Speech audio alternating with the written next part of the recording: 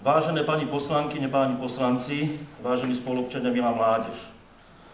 Na začiatku môjho funkčného obdobia sa chcem poďakovať všetkým svojim voličom a ubezpečiť ich, že budem dôsledne realizovať svoj volebný program. Poďakovanie patrí mojim protikandidátom, ako i ich voličom za účasť na voľbách. Dovolte mi, aby som sa z tohto miesta poďakoval aj odchádzajúcemu starostovi pánovi Jánovi Váhilovi.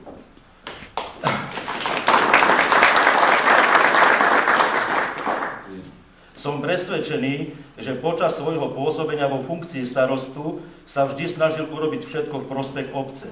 I keď mnohí neboli s jeho prácou spokojní a mnohokrát sa na jeho adresu vzniesla vlna kritiky a mnohokrát táto kritika bola neopodstatnená. Chcem do budúcna využiť jeho znalosti a kontakty, ktoré má a ktoré budeme určite potrebovať pre našu obec.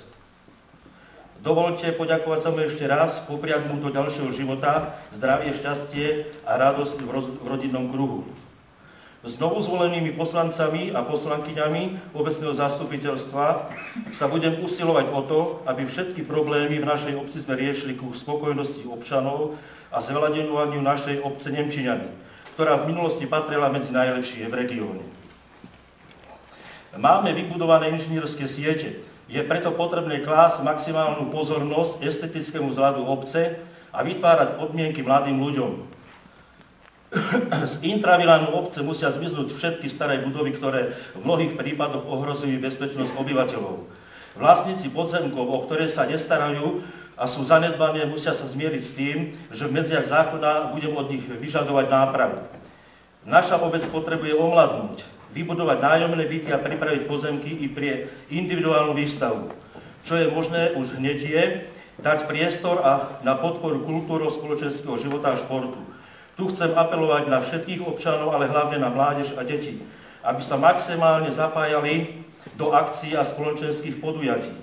Bez vašej účasti na nich je námaha tých, čo ich pripravujú, zbytočná.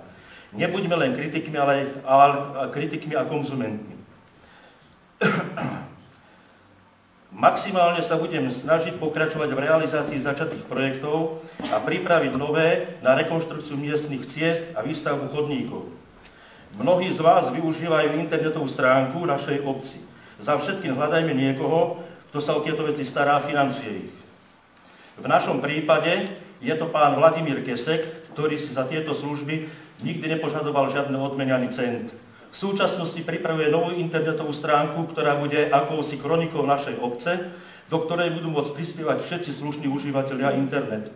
Preto poďakovanie patrí jemu za jeho odhodlanie a snahu touto formou tiež zviditeľniť Nemčiňany.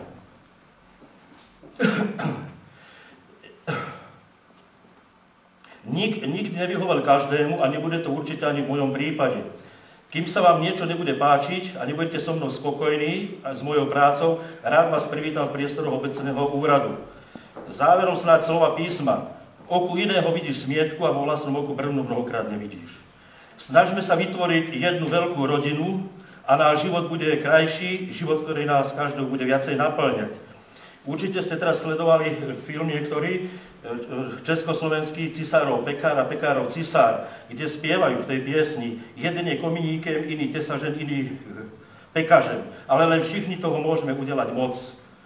Ďalej si myslím, že v skutočnosti je v tomto veľký kus pravdy. Ďakujem vám za pozornosť.